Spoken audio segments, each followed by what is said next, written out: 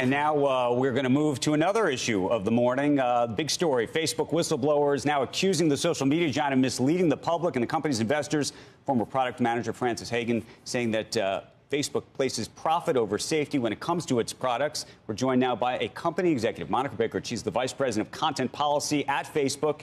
She's with us on the Squawk Newsline.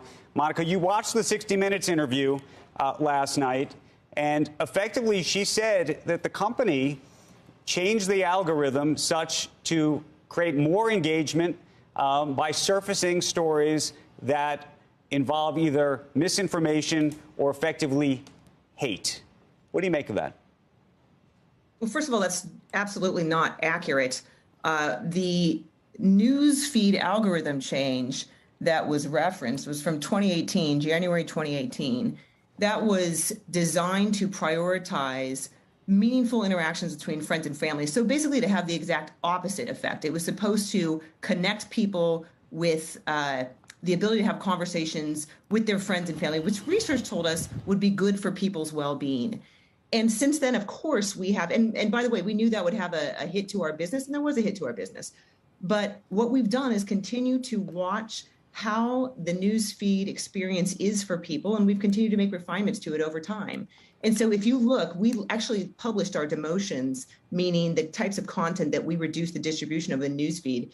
And if you look at those demotions, you'll see that we actively work to reduce the visibility of engagement-based, clickbait, sensationalist content. So we are doing exactly the opposite. Speak to this then. I mean, part of the report identified a document from leaders in the EU that suggested that they needed to move their campaigns to be more aggressive on sort of different sides of the aisle to get the right or enough engagement.